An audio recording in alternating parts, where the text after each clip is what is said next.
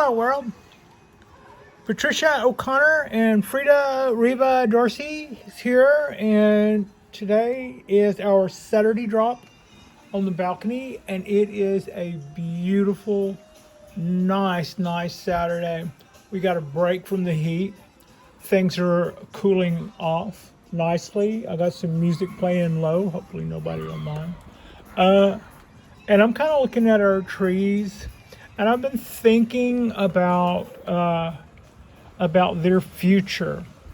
I have plans for some of these guys, and best made plans and all that. And I do have a crystal ball. I don't tend to use it much, and I don't actually put a lot of stock in it, but I may use it for a thumbnail for this. But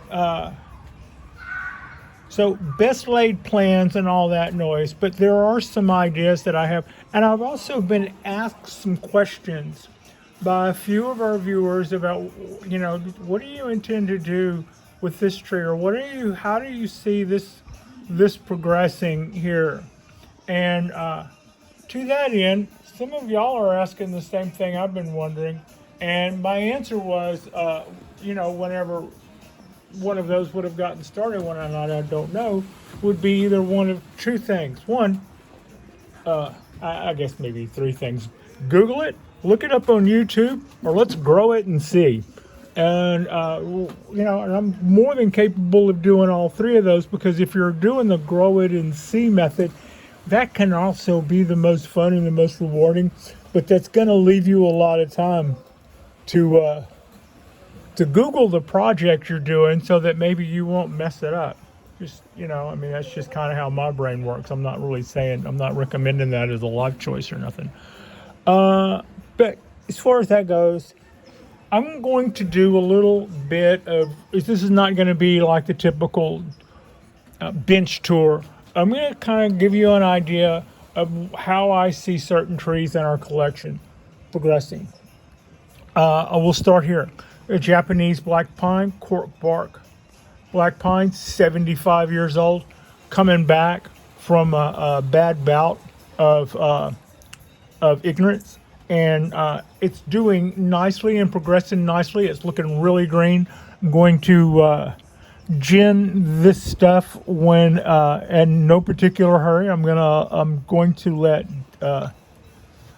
let that dieback that's happening just do whatever it wants to do. The only thing I can do is continue to feed the tree, make sure those areas are getting all the light that they could ever want, so that it will not decide, so that they won't decide they're not getting enough of anything. And then whatever goes, and I'm going to gin. That'll be that. Probably I'll start trying to put this tree back on a Japanese black pine schedule, in less of a in trouble cork bark black pine schedule, starting next spring. So that's there. The 17 year from seed, it's doing fine. Stay the course. That's what we're doing there. The maple, I'm letting the maple elongate out. We're going to wait until we get a little closer to fall, and then I will cut all of those long branches back. Not all the way back. I will cut them back some. Next year, I will hope to see those lower branches jump out there to take suit, and we're just going to rebuild that whole canopy. I know I'm not going back in there very well, but that's pretty much what I have intentions for the trident maple.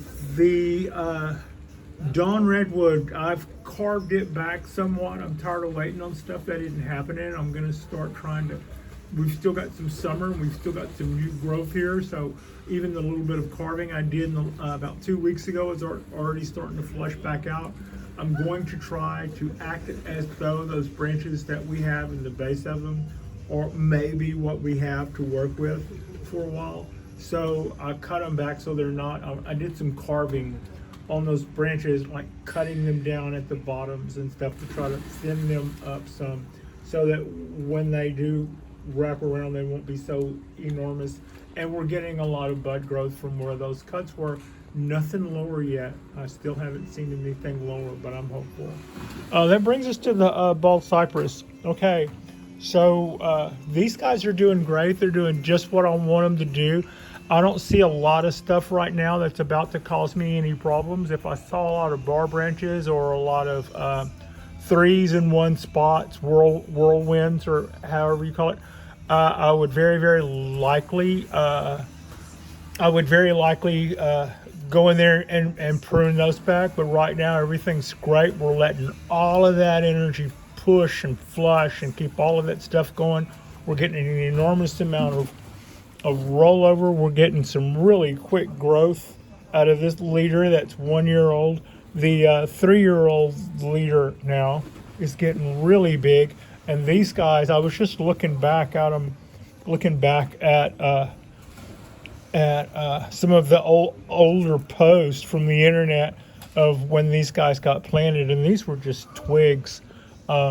So they're busting out and doing really well. What we're going to continue to do is let them do just exactly that.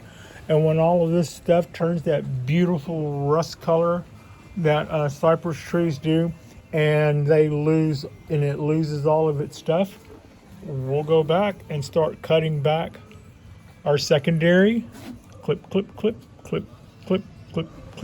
and then we'll pick out the branches that were started this year that we're not going to keep, and we'll clip those off, and then we'll just hang out and let everything else go dormant. But this year, whenever we've done that cleanup, I intend to go in here and do some more cleanup on my own with the chainsaw. Maybe dish that out some so that it does not look quite so flat and plain, like a flat plane. Take down this edge in here and take out some of that.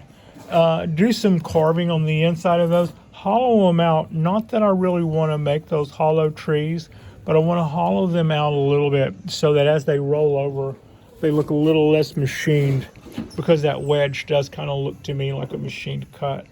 And same here. This is rolling over really well, but I'd like to flatten that all down and carve it out maybe to here. Like, just take I have that chainsaw, so I'm going to flatten all of this out.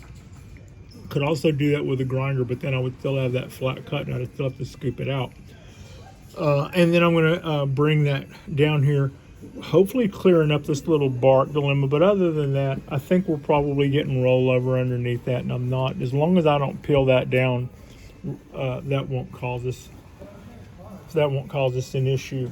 The stuff down here at the bottom, it did that. I haven't been totally discouraging it. I'm letting it go. It's natural. I've had thoughts off and on about planting a very small seedling in there to bring a fourth member to the group, but I'm kind of in and out about it. Have thoughts about like buying a seedling and putting a cup-sized hole in there and just dropping a seedling. I don't think so. I think I'm just going to pretty much keep it like it is, although I may let that little trail coming off on the bottom. At some point when the soil level comes down, that's going to look like that's not going to look like a tree growing alongside of that one, or a twin trunk. That's just going to look like a branch growing straight up. So I should probably consider that. All right, I skipped the Ponderosa. This is the Ponderosa that we just recently acquired. It is doing marvelous. It came to me with most of the copper that you see on it, and a lot of the one guy wire on it. That's what I should say. And it is the first couple of days it has just sat there and recuperated. I have played with the angle some, and then after I decided that I wanted to flatten it back out to make sure that I wasn't drying up one side of the water where I had it elevated, when I flattened it out, I'm like, yeah, I think I like having flattened it back out. I might like that better anyway. I assume that when I pot this thing, there's that word again.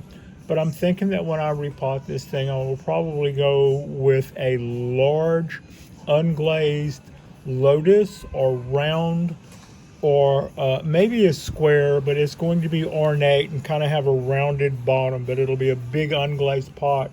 And with that root sticking out there, changing the angle may be my go-to move, but I don't think I think with the motion of that tree, any angle would be awesome. And with that root is also awesome, but it will, one of the things about ponderosas is they may pose that sort of dilemma. Now, there's something that I haven't done a lot of since the first time I did it, and that is create sharies and deadwood features. This tree came with some deadwood features that, for my taste, currently are frankly a little long. But whenever I go back and look at catalogs of other people's beautiful ponderosas, I kind of see a tendency for those guys to leave them long. I'm not sure what the I'm not sure why they're doing that. I'm not sure if I would be sorry if I cut them. So I'm not cutting them. This one has marks in it. I don't know whether or not, it's got kind of like where it was peeled. So, and it's got a little bit so I don't know whether or not enough bleaching will take care of that, or if that's even going to happen here on the, I could take care of that with some, I know how to treat antiques and stuff. I could surely get rid of those tiny little marks. And as soon as I know that that's something I need to do, then I would, and I will. But otherwise, the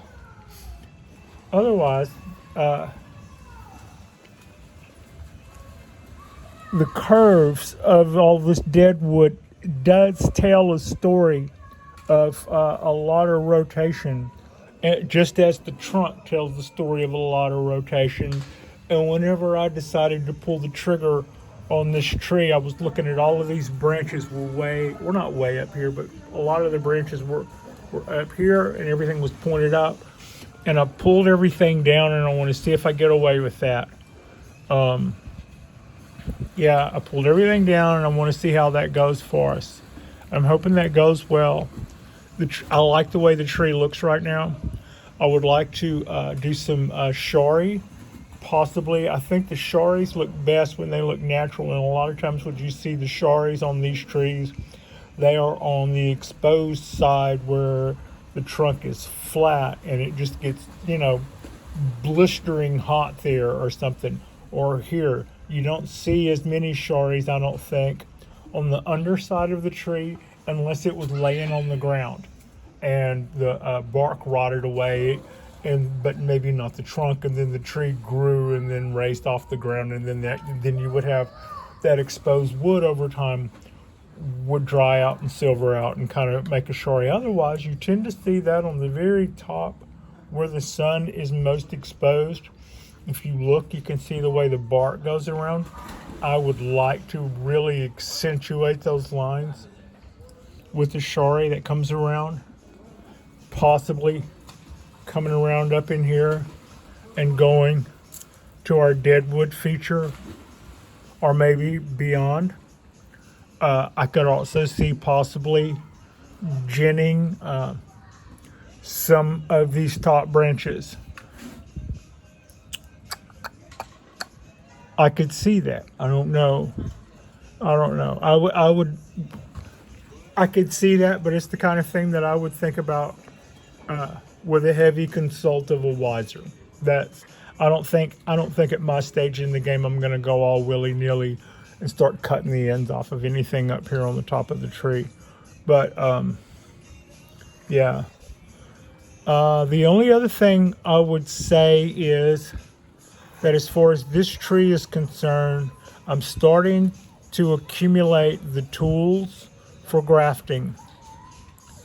I would like to graft Japanese black pine scions to this tree.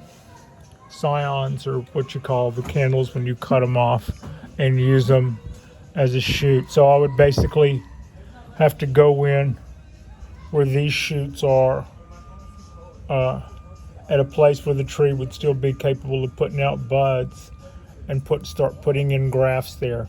Farther back, so that we're creating, the idea is not only are you changing the foliage, but you don't put all of those way out on the end. That's your opportunity. It's your opportunity to bring buds back closer to your sources and stuff. I see me doing that. Also, I just acquired a book about ponderosas, and I'm finding more about that dormancy thing. And I do believe that's the thing. The book, oddly enough, is from somebody who preaches about that. And in that book, there is a picture of the tree that's 10 miles from here, at a very, very same climate, which is the one at Lake Merritt in downtown Oakland. The bonsai garden at Lake Merritt at the Botanical Garden has been there for a couple of years, and it was a collected ponderosa. So I think that whether or not I get to skate, it's a chance and it's risky. Also, if I just go ahead and bite the bullet and then start grafting some Japanese black pine foliage to this tree, I will be able to treat the tree climate-wise like a Japanese black pine. That will make it a two-flush black pine. I kind of am starting to really get to know what I'm doing on that. It is a faster process than for me. Well, it is not for me, for everybody. It is a faster process to get smaller needles on Japanese black pines than it is on ponderosas. Now, having said that, my small ponderosas, these two guys, I think this is an example of what's possible. This is how small you can get the needles. These are already longer than some of the ones it started with, and I just repotted this one. It had smaller needles than this before I repotted it. This is an example of the kind of thing you see when you're looking at a Shohin ponderosa that's only just now started having needlework. No, that is not a convincing needle length. So will I do the same thing to this tree that I'm saying that I'm going to do to the ponderosa, to the big ponderosa? No, I'm going to. The main reason I'm going to do that to the big ponderosa is I'm afraid of losing it in this climate, and it's an old tree, and it's a Yamadori, and I don't want to check the boxes as having been the one who done one of those in. So I think that hedges our bet for that tree. Why are these different? They're not, really. But I think that I can set up an environment in the wintertime where I can give these guys the dormancy that they need. It's not just how hot it gets here, because it doesn't get hotter here than it does in the mountains of the Dakotas where they come from. They have 100-degree days way up there, 5,000 feet up. You just wouldn't think it because, well, anyway, enough about the weather. But the one thing is they only have a 4-month growing season where they came from. And here they run all year. And when they go into the winter and they don't get a day that's under 40, they never stop growing. They never ever stop producing the needle length. They never ever take a break. They never realize it's time to pull in for the night. And they run for a few years and then they die. So the way you fix that is you give them 72 hours at least every other year below freezing. And with those trees, I could literally do that with a cooler. I could probably set up a cooler and a couple of blocks of dry ice, and for a long weekend, time it to where they kind of went from do it in the winter, and then we would like start off at like on whatever the days outside are, whenever they're cold or coldest, which would be 50 whoopee, and then as we get later, we just put them in the cooler and then just start bringing the temperatures down until we get up the next morning, and then put them back outside back in the 50 and let them start over. A couple of 3 days of that, and we would have satisfied their requirements for cold weather. And I can do that a lot easier with trees that fit in a beer cooler than I could with this guy. And I don't want to take any. And also, I think if we learn to do scions on here, and then put a lot of Japanese black pine grafts on here, and we will.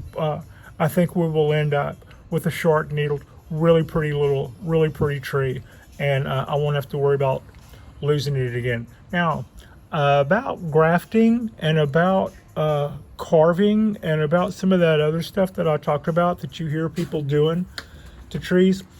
Whenever I have a candle that has taken hold on, let's say for instance, instead of this being a ponderosa, let's say this were a scion of Japanese black pine that I would have put on here 3 years ago, right?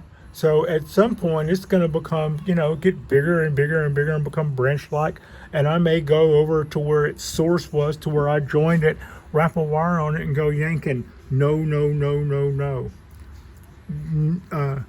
Scions, no matter how long they grow, can never be pulled on at the crotch at the same way that original growth can. They will always be more vulnerable to breakage there.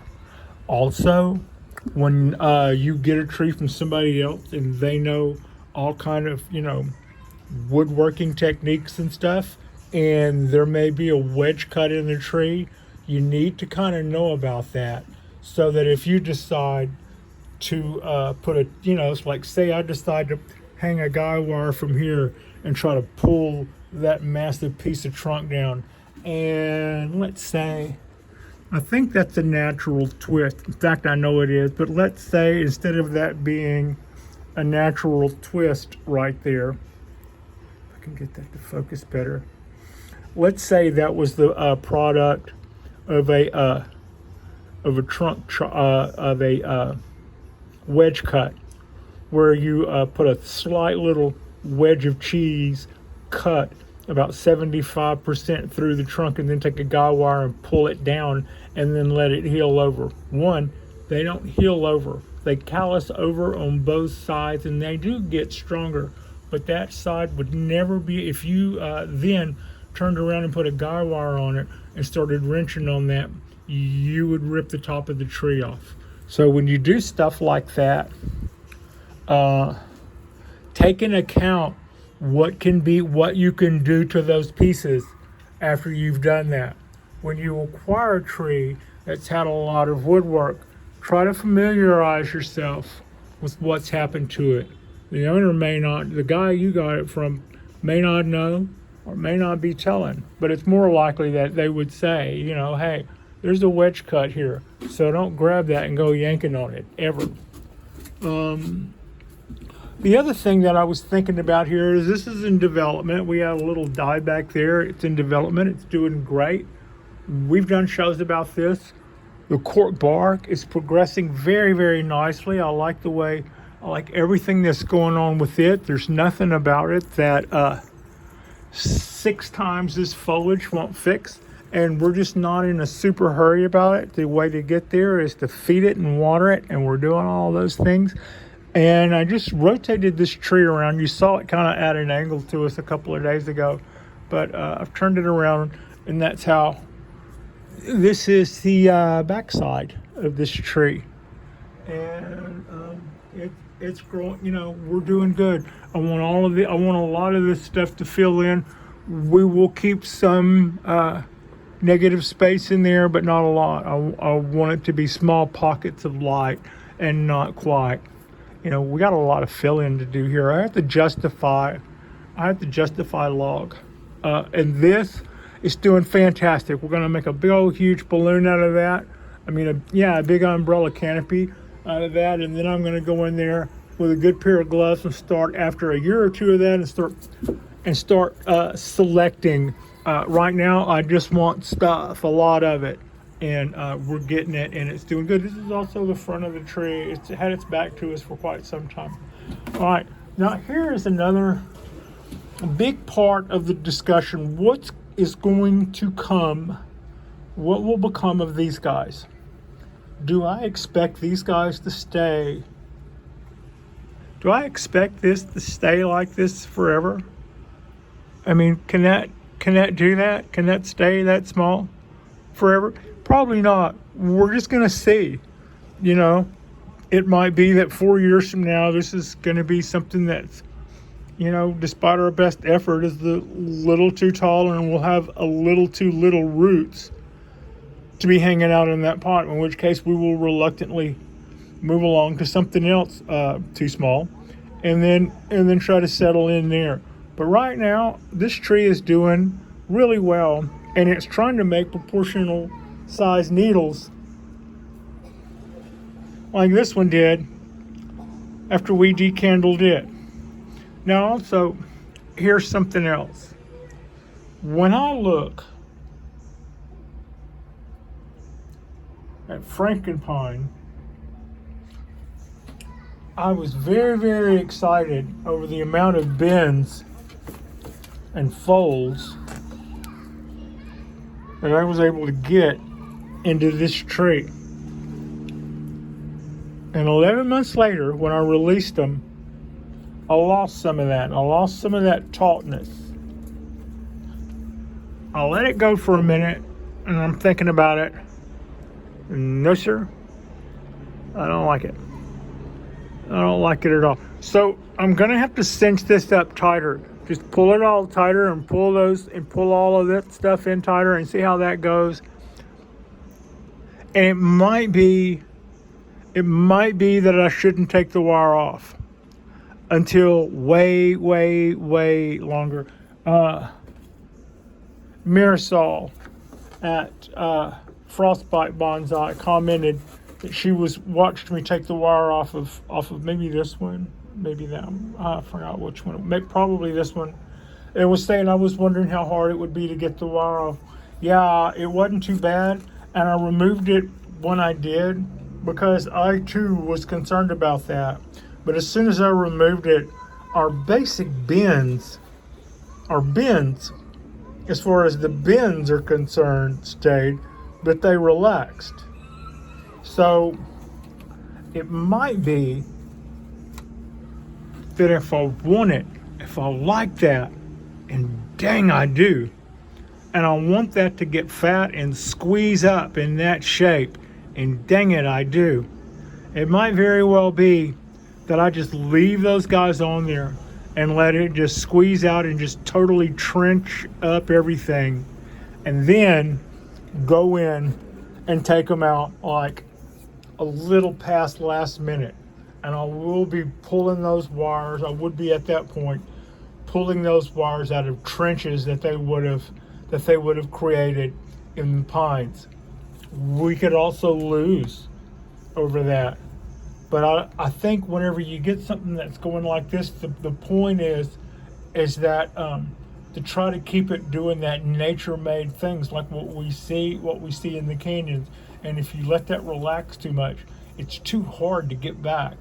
So maybe we just leave those in a lot longer. Also, those wire scars, I should probably learn how to turn some of those into sharis. So yeah, that's kind of my thoughts there. These guys are all doing good. I need to go through here on this guy and start doing some bud selection, like in a big way. And a couple of other back there are showing that.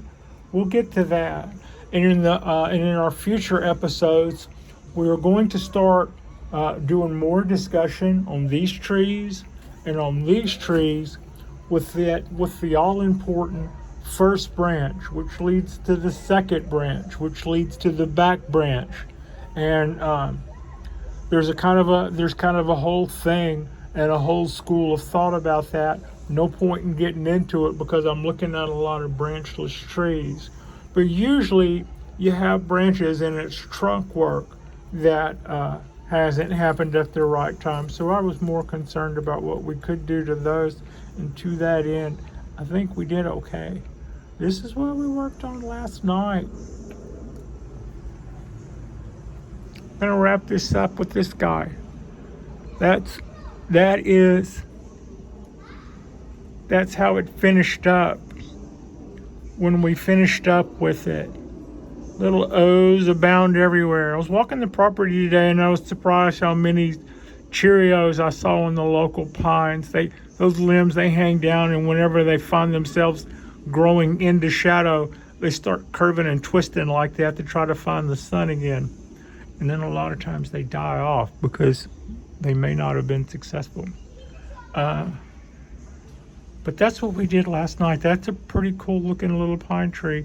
I'm always going to be excited to let that get fat and get developed, but I don't want to see it lose its proportions whenever those Cheerios relax, if we allow that to happen. So I think leaving the wire in longer, which will be easier to do, and in the future I need to be more concise and do a better job. If I do that with copper instead of aluminum, that, if you look, there's like 4 wires involved in the bend to do that hairpin bend coming out of the trunk. That could have been the same size copper wire that you see sticking out of the end from start to finish. One, I didn't have that gauge copper wire at the time, and 2, aluminum's cheaper and it's easier to bend, but it's not as effective and you have to use more of it, more wire, more damage. So the better I get, the more I'm going to go with the copper, and the better our results will be. So that's one thing there. All right, that's about enough of this rant. Like and subscribe if you guys haven't already. We've got more work to do on our ponderosas. I had talked about what I was going to do with the show hens as far as trying to give them their dormancy period every season, and I told you what I was going to try to do with our big ponderosa as far as making it adaptable, so that I won't have to worry as much about it having a climate issue. But these are 10 ponderosas that are less than a year old, and my point with them is to not decide to do either one of those things just yet, but wait and see how young, healthy, adaptable ponderosas times 10 will do here. And the idea is not to mistreat them, but to care for them, fold them, and love them, and do everything we can do to make sure we don't lose them. And at the same time, watch them and see how they do in this climate. So if we lose 10 out of 10, then I'll go, yeah, that's pretty serious. Thank you so much for watching. I appreciate you. Frida appreciates you. This will be our Saturday drop. And that's our little crystal ball look at what I have planned to do with some of these trees. You can go back and look at this years from now and see how we did on our plans. Did I bring these up? And did I bring these up and finish them out as a beautiful little trio? Did I learn to graft and add some sharis to my beautiful